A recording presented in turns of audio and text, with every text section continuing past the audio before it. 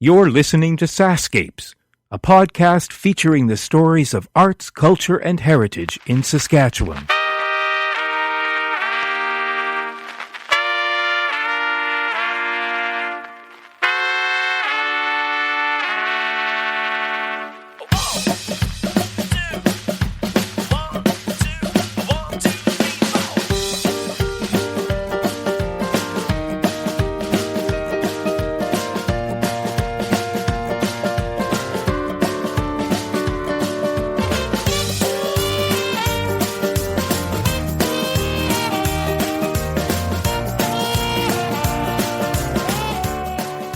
In 2013, the Frenchman Butte Museum was voted the best small-town museum in Saskatchewan, and believe me, it does not disappoint.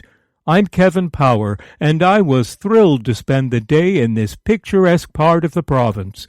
My first stop on the grounds of the museum was the original CNR railway station. There I met with Hazel, Reiser, and Tom Hougham. I was told that Hazel possessed a wealth of knowledge regarding the ferry that once ran through this area. This ferry was a key part of transportation when it was running. When Tom arrived, he was the perfect complement to Hazel's stories. This is the first part of a two-part podcast at the museum, and at the end of our time together, Hazel, Tom, and myself head off to the charming tea house, where a whole gang of folks were waiting to talk with me. For now, here is a glimpse into the history of the Frenchman Butte Ferry, or should I say the North Bend Ferry, or rather Yankee Bend Ferry. Well, listen for yourself. I'm in Frenchman Butte, Saskatchewan. It's absolutely beautiful here, and I'm in the museum. And my first guest is Hazel Reiser. And Hazel, I'm told, is a wealth of knowledge on the ferry that once ran here. But before we get to the history of the ferry, we're going to get to know Hazel a little bit. Hazel, thank you for joining me. You were born where?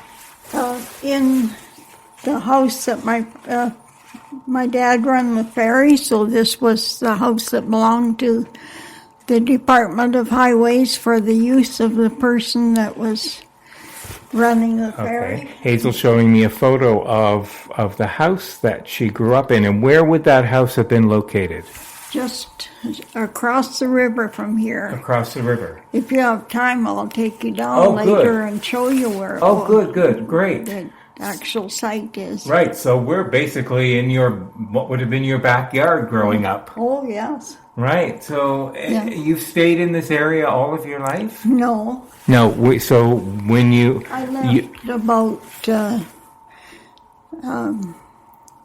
I think it was about 54.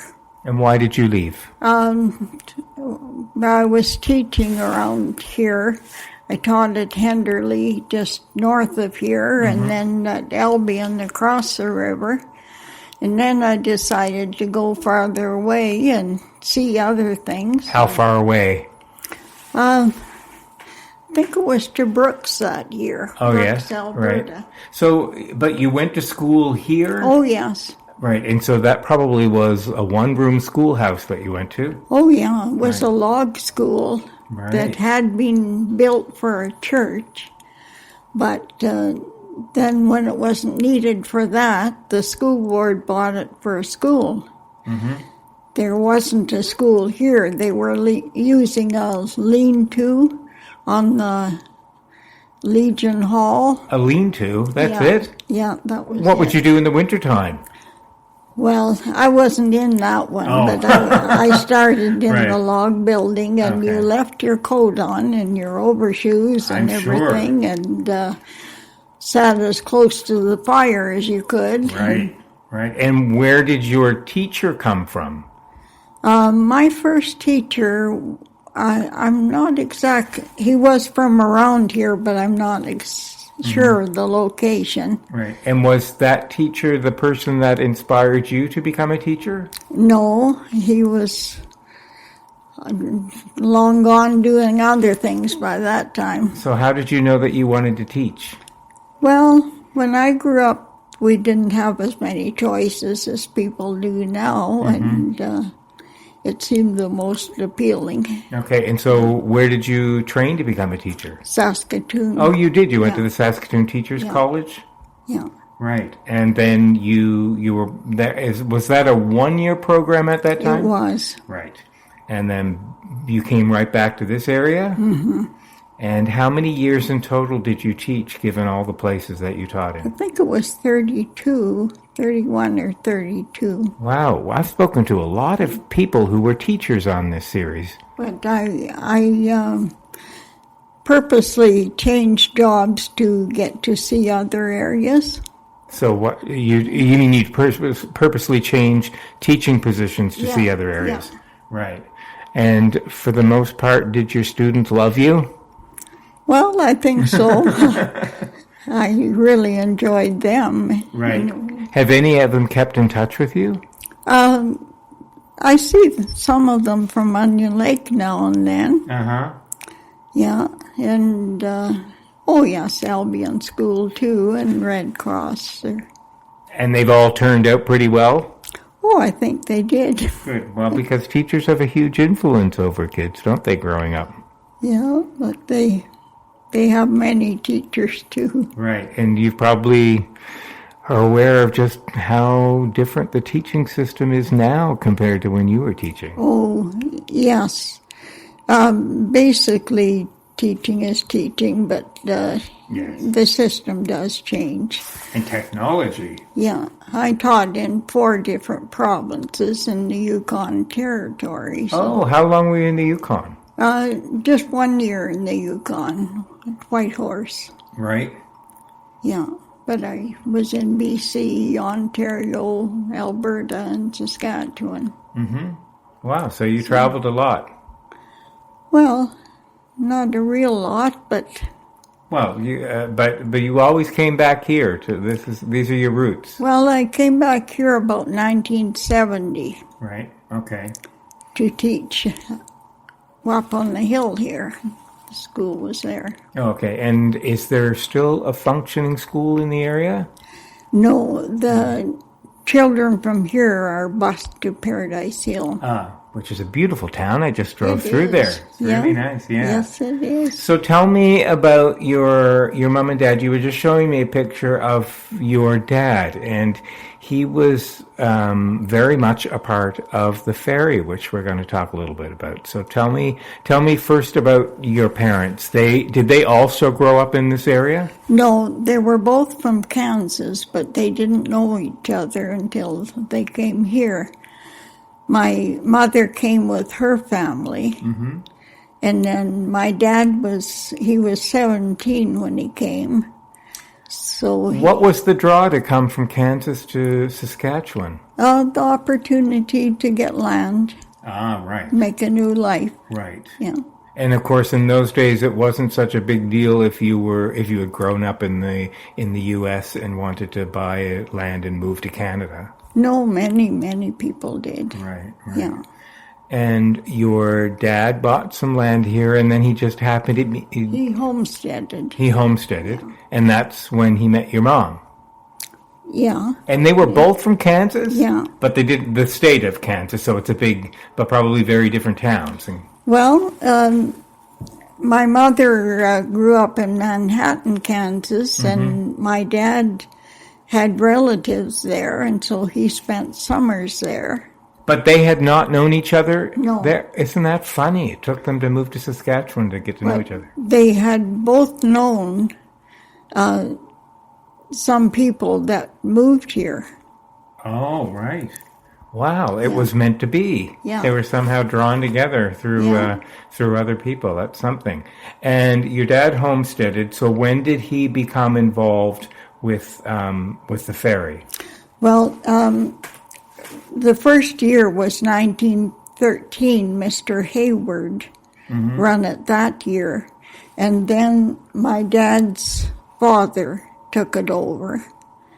And Dad helped him with it quite a bit and later run it for him. So that was your grandfather who took it over. And so for those listening who aren't aware of the history of the ferry, why was the ferry needed? So that farmers could get across the river and go to Fort Pitt store, for one thing. Frenchman Butte wasn't in existence then. It didn't, there wasn't a Frenchman Butte until 1928. Okay, so had it been 27, I guess. Prior to that, it was called. There wasn't anything here. No, there wasn't anything here. Yeah, just farms. And there wouldn't have been a bridge over the river either. No. Right, so that's the only way that they could get across. Yeah. The next ferry was a few miles up the river, Hewitt's Landing, it was called at that time. Okay, so your grandfather really was one of the original. He didn't. He was the second one. He was the second one, right, right. And then your dad probably grew up around the ferry and sort of took it over from him. Well, no, he was grown up at that time. Oh, he was. And he run it for my grandfather quite a lot. Okay. Yeah. All right. And how often a day would the ferry run? Well, whenever anybody came and wanted to cross. And it would be your dad or his dad that would actually be steering the ferry across? Oh yes, this was not a ferry with a motor on. It run by the current in the water. Oh, right. And I'll show you later on the display in the other building how that worked. Okay. And so and of course you wouldn't be driving on because there weren't any cars then, so... Well, there were some cars. Were there at that point? Yeah, but not many, no. Right, it was mostly horses and wagons and buggies. Right. And would the ferry run all year round? No. It would start usually in April. Depending on when the ice went out. Right. And it nearly always closed in October. Okay. Sometimes it was November before it actually froze over. Right. What would happen during the wintertime when you wanted to cross the river? You had an ice bridge. Oh, of course you did. Right. And somebody probably had to come and test the thickness of the ice first? Well, my dad usually did that. Right. And some of the neighbors that wanted to cross, so they would make sure it was safe before they went. Right. And were there any accidents when the ice bridge was frozen over? I mean, as it began to thaw, was there any danger of the ice getting too thin without people knowing? Oh, there was, but people were pretty careful. And, there were some accidents, but not that many, really. And so the ferry would be basically depend on the current. So the timing of the crossing would vary depending on the current? But the average time across...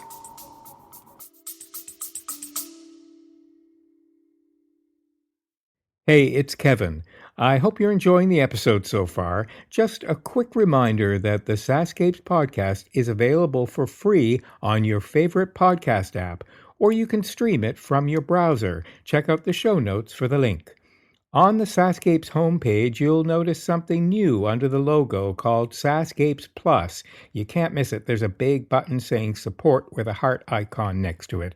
I'd love it if you could click on that button and help keep this podcast series going. When SaskScapes launched in May 2014, it was the first podcast in the province celebrating arts, culture, and heritage. In fact, you'd have been pretty hard-pressed to find any Saskatchewan podcasts. So I'd like to think that we paved the way. It's been because of your support that this podcast is now in its 9th year. Okay, that's it. Enjoy the rest of the episode.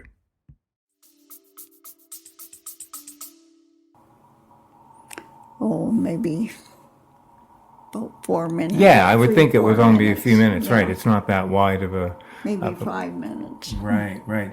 And the ferry was still running when you grew up here? Oh, yes. We crossed it to get to school. Right. And was it also would you just go down for fun to cross it and sort of hang out and play? Was it a bit of a moving playground? Well, not exactly. We could ride across, but we had to obey the rules and, Right. not run around on it or anything. And so would you have gotten on with a horse-drawn carriage? Oh, yes. And then once to the other side, the carriage would take you all the way to school?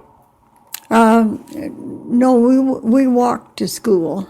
It was about a half a mile, I guess, in all at that time. So when winter hit, would you end up walking across this ice bridge yes. and walking all the way to school? Yeah. A lot of people of your generation walked to school. Oh, yes. It must have been very harsh during the winter. It was, yeah. Right. And then the schoolhouse would be heated probably by, was it heated by coal? Coal and wood. Right.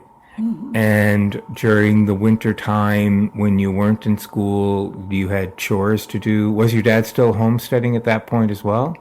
No, at that point he had traded places with his father, Okay.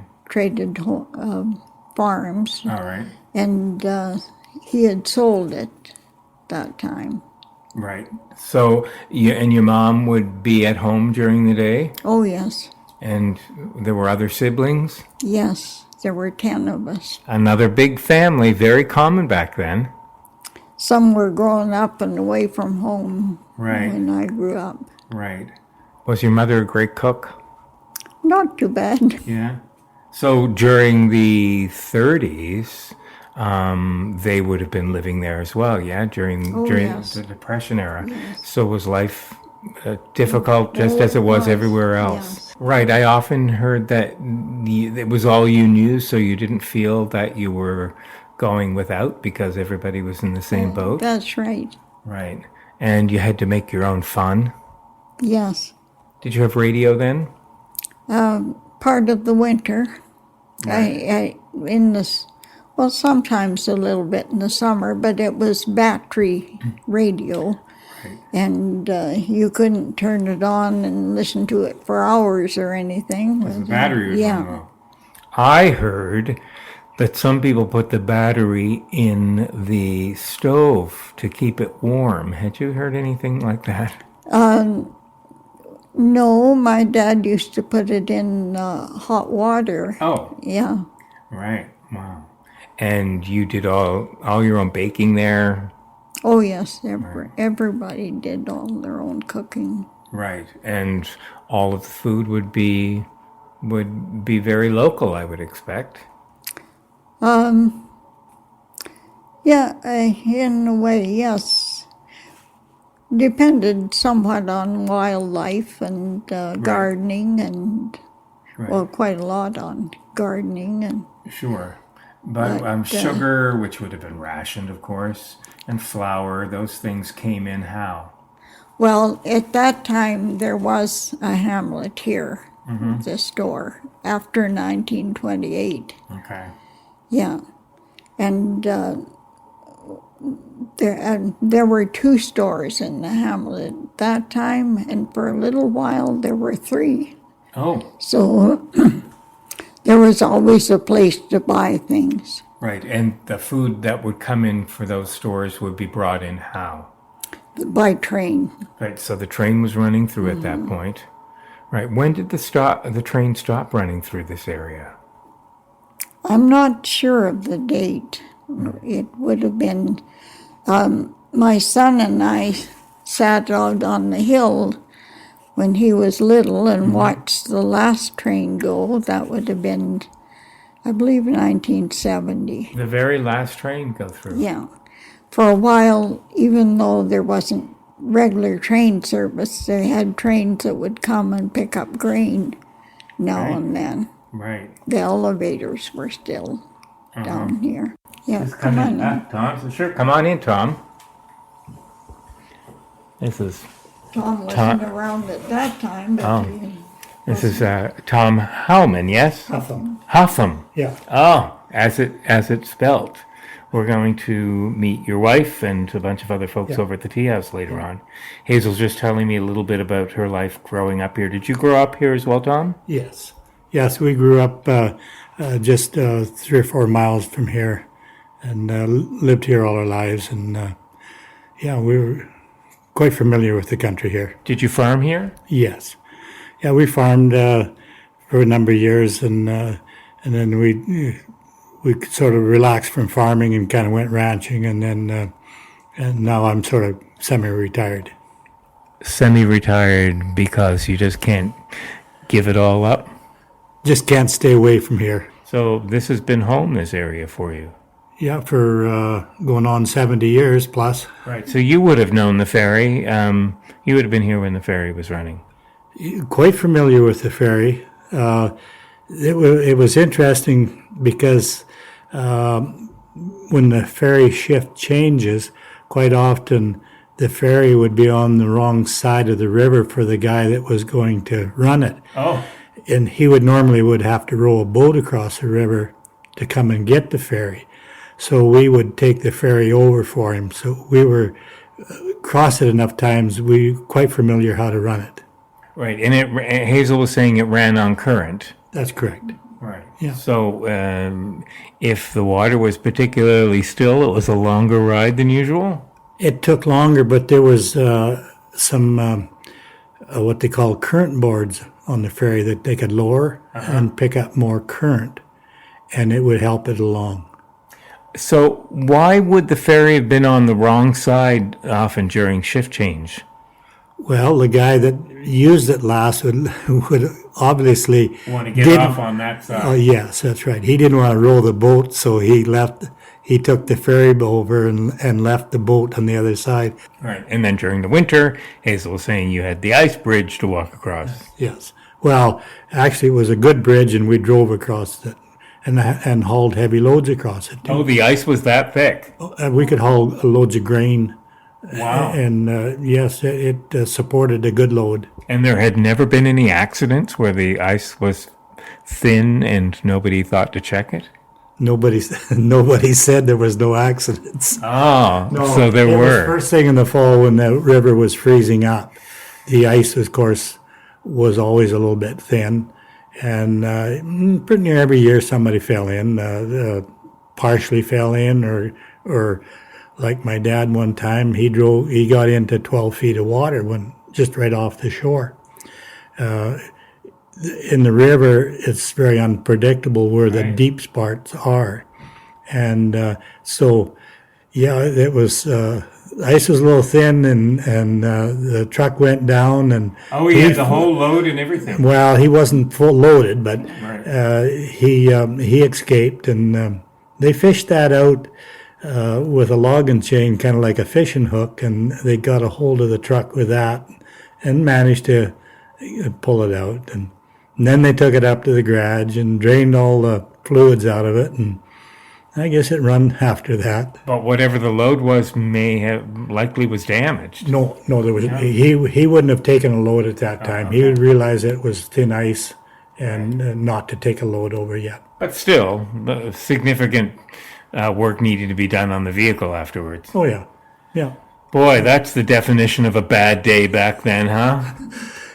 And like father, like son, Yes. you know, I had my I did have my problems with it too. But Yeah, tell me about yours.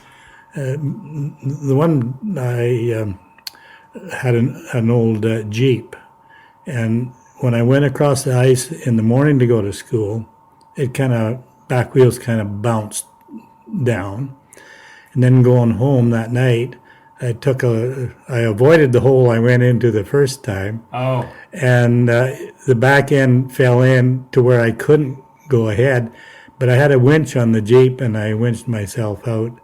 But if you know the configuration of one of those little kind of army Jeeps, well, the box in the back was full of water. right. And it was sort of standing on end. Right, and would make it back heavy. Yeah. Yeah. Anyway. But how deep was the water? Well, that place, on that side of the river, they figured to 10, 12 feet deep there. Right, so if you got out, it was over your head. Yeah, well, I was managed to climb up along the edge of the Jeep and keep from getting my feet wet. So everybody knew how to swim, I expect, just in case. No, I didn't at that time. Is that right? Not terrifying to be on the water and not know how to swim? Well, I suppose. All right. Never thought of it that way. Right. Were there any tragic accidents that happened? Do you recall any, Hazel? Fatalities? Not with the ice. No. My brother once, there was a fire, Roy Lee's house burned down or was on fire, and Grant was going to go across and see if he could help. But that was in the spring when the ice was getting thin. Mm-hmm. He carried a long pole with him, and he did fall through, but he was able to work himself back up on top of the ice because he had the pole. Right. And then he got the rest of the way across. Right. But he didn't come back that day or for a few days. Do you recall the last ferry run, either of you? No, I wouldn't have been here. No, that's right. You would have been away teaching at that point. Were you around, Tom, when the last ferry went? Well, I would have been, but the last ferry ride, no, one of so many ferry rides, no, I wouldn't have recalled. Well, would they have known that was going to be the last ferry ride? What ultimately caused the ferry to stop running? Well, the building of the bridge. The bridge on the highway number 3 at that time, and actually that allowed them to close 2 ferries. Right. And what they did while they were building the bridge, the ferries, of course, were in operation. And then they finished the bridge kind of in the fall of the year. They took the ferries out and then never put them back in. Yeah. Right. So the last trip across the river, the fall previous, was the last trip. And we probably brought our cows home that way, and that would have been the last time we brought the cow. We may have a picture of that. We actually may have a picture of that. The last ferry? The last time we brought cows across home on the ferry, and yeah. And then what happened to the ferry when it stopped running? What did they do with it? It was up on the bank in its winter position there for... I guess it must have been there for at least a year. Right. And then it was taken apart by people that wanted the planks for other uses. Mm-hmm. Right. So it didn't. No, there was not any talk of keeping it as a museum. At that time, we had no idea we'd ever have a museum. Right. Of course. Right. And then when the bridge opened, was that a pretty big day around here? Yes, it was. Right. Well, what that did allow was for crossing every day all year round. Now, here in the spring and fall, probably at least 2 weeks you couldn't cross at the crossing, like too thin of ice. Right. And so that was a big plus. But what happened when they took the ferry out or discontinued running it, it helped put another coffin, a nail in the coffin of the town. People that traded in that side of the area, it was too inconvenient then to go the extra miles to come here. So they went to Lloydminster and they went to other centers, and that took at least a half a dozen families out of the trading area, this little town. And then, it slowly dried up. Right. One of the reasons it dried up. But when the ferry closed, the train was still running through? Yes, it was. Was it not? What year did the ferry stop running? 68. And the train stopped running in 70? The last train. I remember when... at that time, they just came when they needed to haul grain from the elevator. There was no regular train service at that time when I came back in 1970. But Mike and I sat on the hill there and watched the last train go. But it was just to haul the grain. A special train just for the grain. Yeah. Right. Back to the ferry. Did the ferry have a name? Frenchman. It started out with the name Yankee Bend. Yankee Bend. How did it get that name? Because a lot of the people that lived in the bend of the river were from the States. Right, like your dad and your mom. Yeah. Oh, right. And so it was called Yankee Bend. And later it was changed to North Bend. And then in 1950 it was changed to Frenchman Butte. Right. So it went through 3 names. So there are probably a lot of people in the area that still have strong American roots that stayed in the area? Well, you do. Yeah. Yeah, there's there's quite a few. That was interesting because there was actually a Yankee Bend mailing address, Yankee Bend, Saskatchewan. Oh. Yeah, and that went on for quite a number of years. So was that sort of a nickname they gave the area? No, Well, it wouldn't have been Frenchman Butte then, right? No. There was, when they first come up, there was no Butte, was there? No. And so, 27. yeah, and when the railroad come in 28 or whatever it was, that there was a little bit of a buildings, I guess, here, but not much. No, just a year or so before, they knew the railway was coming, but they didn't know exactly where. So some of them built down by the river, closer to the river, because that was the Fort Pitt Trail. It was a main road at that time, and they thought the railway would come there. And then when it came up higher, they all moved their buildings up during the winter using rollers and skids, and teams of horses. And sometimes tractors. There's a picture of them moving the Chinese restaurant from down there up above. What about the water levels in the river? That must have had a big effect on how the ferry ran. It did when it was extreme. Like if it was extremely low, they had to use a winding cable. Right. And kind of crank it across. And when it was extremely high or ice running or something, they did the same. Was there any record put on the books of an extremely high water situation? 1915 is the highest on record. And that would have been because of the rainfall? Rainfall and snow melting in the mountains. Right. And was that detrimental to the ferry running?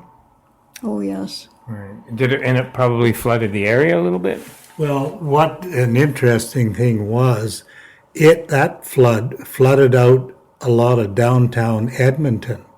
And the lumberyard in Edmonton floated downriver. Oh. And there was a lot of people salvaged lumber out of the river when it was so high. And that was the one of the cases of it being real high. And then back in the 80s there sometime, what year was that? It came within inches of where it was in 1915. Now we're going to argue about this a little bit because they tied the ferry in 1915. They actually tied the ferry to the tower across the river. On the south side there. Yeah. Yeah. And Just to keep the ferry from floating away. Oh, yes. Wow. And they had to be on it continually and keep with long poles and keep the deadwood from floating down the river, from taking it. And again, this was all water that was running down from the North Saskatchewan. Yes, all the way from the the glacier in the mountains, and all the tributaries at that time too. The Brazo and all those other rivers were flooding. Yeah. But what made me recall that a year or so before Dad passed away, we took him down to the river, and he said the water was up about here, and he was 97 at the time. We thought, well, maybe he'd forgotten a little bit about it. But and when that flood came, it was within inches of where he said it was going to be. The water, when you said the water was up to here, you mean up to... No, I'm not there, but he pointed to a particular spot in the river. Right. And which left the floodplain where we were looking underwater. In 1952, it came up high too. We lived in the house on this side of the river at that time, and so we would check how high it was every day, and we had a shack at a little lower level, and it was within, a couple feet of that shack. Well, that little shack down by the river was full of mud. It got water in it. You're thinking of a different one. That got covered up.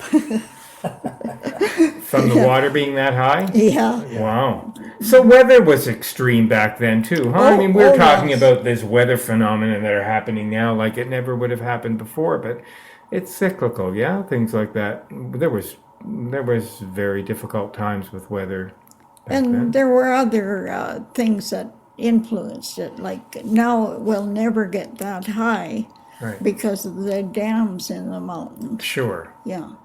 Right. That takes a lot of the water. Right. Controls it. Any of the wood that was salvaged from the ferry get repurposed in the area for any of the buildings? Oh, I think so, yes. Some, I think, went into the station platform and the buildings. When they took, they demolished the ferry? Yeah. Where some of that material... Oh, that was great stuff. Like that was fir lumber, and it was cut. It was 3-inch planks. Right. It was heavy duty. Okay, let's go take a look at the display, because you've got a whole room in the... Just remind me, this building that we're in here is the CN rail. This is the CN rail. So this was the old train station. Yeah. And the original site, or had it been moved? No, this is the original It site. didn't get moved. Wow. Yeah. Wow. And so the train would have run on that side, on this side. Just got myself all turned around. Oh, okay. Where the platform is. The platform used to be a lot longer than it is now. Okay. If you're enjoying this episode of SaskScapes, why not download the entire series for free from the iTunes Store? Simply search for SaskScapes by SaskCulture. And while you're there, feel free to support SaskScapes by giving us a star rating or writing a review. From time to time, I'll share some of the comments in upcoming episodes. And who knows, it could be your comment I read next. And now, back to the podcast. Let's go take a look at the display that you've got. Here are the current boards that Tom was talking about. Oh, right. Okay, so this is a model that we're looking.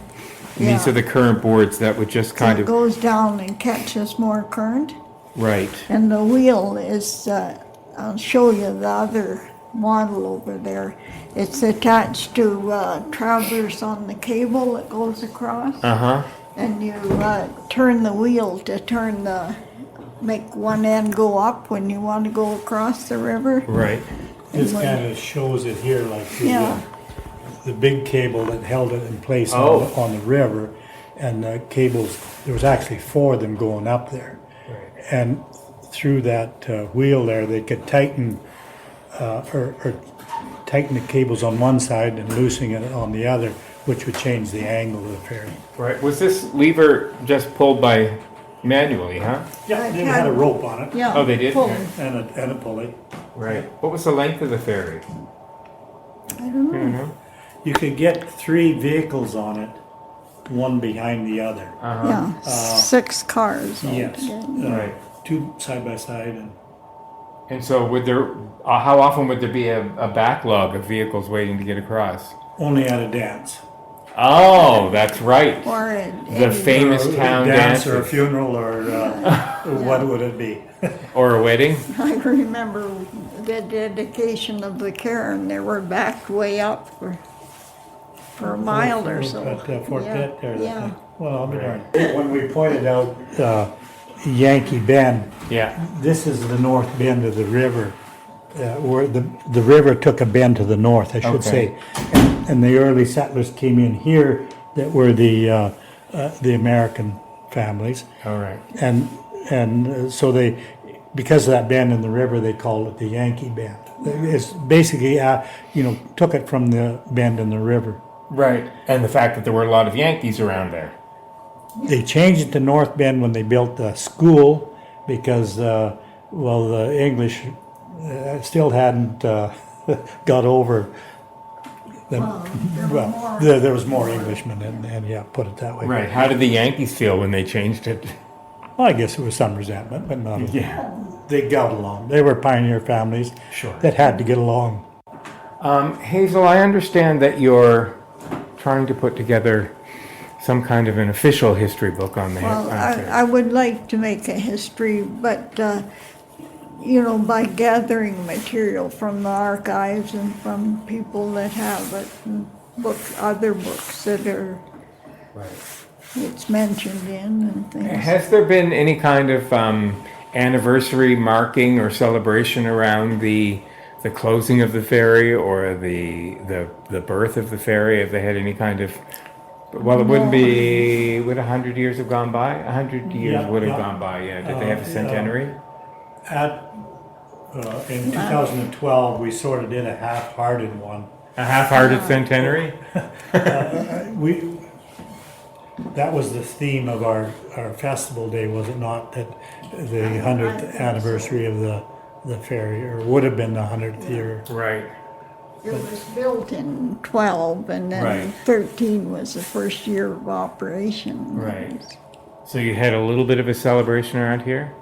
Not as per se. It was in conjunction with our festival day for the museum. Okay. And do you have that annually? Yes, Right. What time of year do you have that? second Sunday in August every year. And how many folks come out for that? 500-600. Is that right? This little town of 53 swelled to 530. What, and where are these people all coming from? Festival day. Yeah, they come from all over. It's a homecoming for a lot of people. Right. And then people that just know about, people that want entertainment for the day. And people that are tracing their roots from the States are coming up, maybe? The odd, just like they say, homecoming, basically. Right. And what do you do on homecoming day? You have a big Well, there's live entertainment here. There's roaming through the museum. We put on, we sell pie and hot dogs all day and have a big supper at night. And primarily it's just visiting. So that just happened a few weeks ago. Yeah. We had a very successful one again this year, too. That's so amazing. I'm always amazed that in these small towns in Saskatchewan that people know. Well, I mean, you can't spit without hitting a festival in the summertime in Saskatchewan, but that there's such a great draw to these little pockets of the province. I mean, you're just tucked away here in the hills, and then all these people come. Well, I think it's the homecoming thing, though, because like all these little communities are drying up. Yeah. And, it's one day that they can come out and celebrate and come back and meet their friends. Where else, when else could they come for one day and visit so many different people? Right. Or, of their friends, so many more of their friends. Sure, yeah. So, shall we continue our chat over at the tea house? Sure. Great. Thanks again to Hazel and Tom. Episode 38 of SaskScapes is the continuation of my visit to the museum. Thanks for listening. The SaskScapes podcast is created by Kevin Power as part of the Culture Days Animateur program operated by Sask Culture. Funding to the cultural sector is provided through the Saskatchewan Lotteries Trust Fund for Sports, Culture and Recreation. If you want to hear more of these podcasts, or to see the great work being done by other Sask Culture animateurs, please visit www.iheartculture.ca. Special thanks to Paved Arts in Saskatoon for their technical support. Music for SaskScapes is provided by Saskatchewan-born singer-songwriter Jeffrey Straker. There is no end to the stories to be told. So, until next time,